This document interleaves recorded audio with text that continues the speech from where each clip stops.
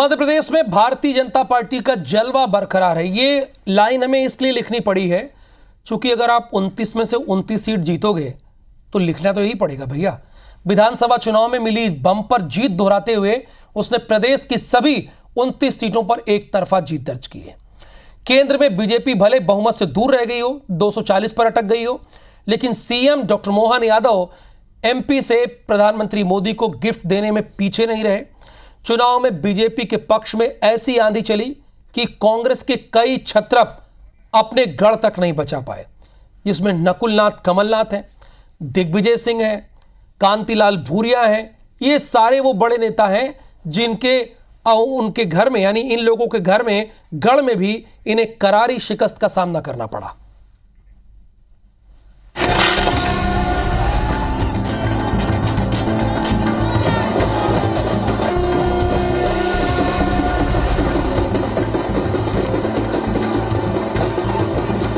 ये जश्न का मौका है, ये उत्सव का पल है। ये दिन बीजेपी के लिए किसी त्योहार से कम नहीं। बीजेपी ने चुनाव से पहले प्रदेश की 29 सीट जीतने का टारगेट फिक्स किया था, जिसे उसने हासिल कर लिया है। सुबह जैसे जैसे ईवीएम के वोटिंग के आंकड़े सामने आते गए, बीजेपी खेमे में खुशी की लहर दौड़ गई। वहीं कांग्रेस को संभलने का मौका तक नहीं मिला। ये जीत एमपी बीजेपी के लिए 2019 के लोकसभा चुनाव से भी बड़ी है। तब पार्टी पूर्व सीएम कमलनाथ के गढ़ छिंदवाड़ा को भेद नहीं पाई थी। इस बार उसने वो किला भी ढहा दिया। नकुलनाथ को विवेक बंटी साहू के हाथों शिकस्त का सामना करना पड़ा। कमलनाथ ने छिंदवाड़ा में काउंटिंग पूरी होने से पहले ही हार मान ली। छिंदवाड़ा की जनता का फैसला है, मैं स्वीकार करता हूँ। जो आज इंडिया के उलझान आए हैं ये बहुत ही बढ़िया है और इंडिया को दूसरों के साथ मिलकर गवर्नमेंट बनाने का प्रयास करना चाहिए। 2 बार के मुख्यमंत्री, कांग्रेस के अध्यक्ष, राष्ट्रीय नेता और पता नहीं कितने प्रकार का आइडिया कांग्रेस को देते हैं और उन कांग्रेस के नेताओं के उनके अपने अंदर की स्थिति कैसी है। पहले भोपाल से भाजपा ने हिसाब साफ किया, अब उनको घर छोड़ के भी आए, जोरदार ताली बजा, राजघाट से भी ये स्थिति है। एक तरफ 26 साल बाद छिंदवाड़ा में कांग्रेस को गहरा सदमा मिला, तो दूसरी तरफ गुना से पिछली बार कांग्रेस के टिकट पर चुनाव हारने वाले ज्योतिरादित्य सिंधिया 4 लाख से ज्यादा वोट से जीत गए। तो वहीं कांग्रेस नेता और पूर्व सीएम दिग्विजय सिंह के लिए इस चुनाव ने उनके सियासी करियर पर विराम लगा दिया।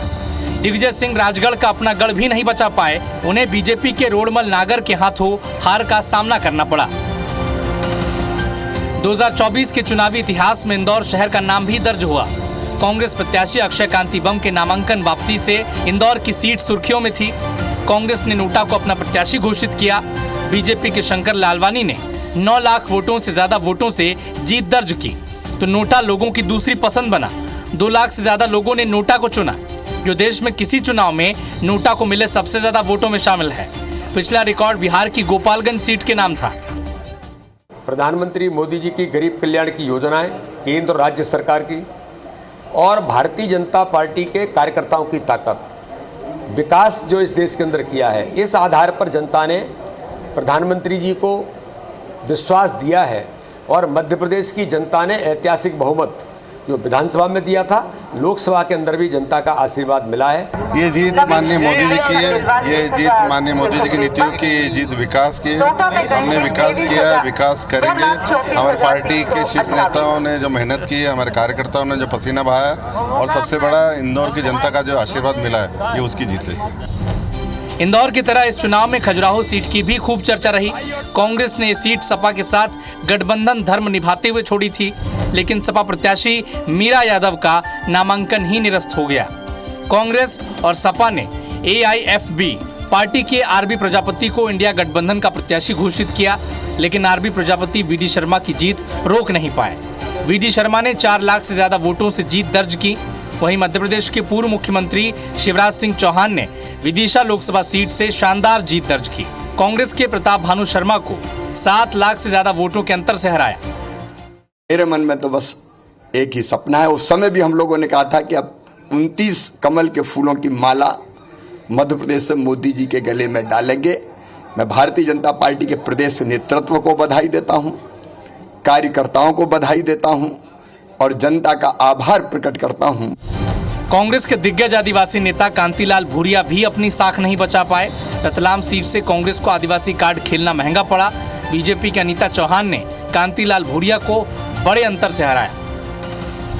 कांग्रेस ने विधानसभा चुनाव में मिली करारी हार के बाद मध्य प्रदेश कांग्रेस में पीढ़ीगत बदलाव करते हुए जीतू पटवारी के हाथों कमान सौंपी थी, लेकिन जीतू पटवारी ऐसा कोई करिश्मा नहीं दिखा पाए जिसकी पार्टी को उम्मीद थी।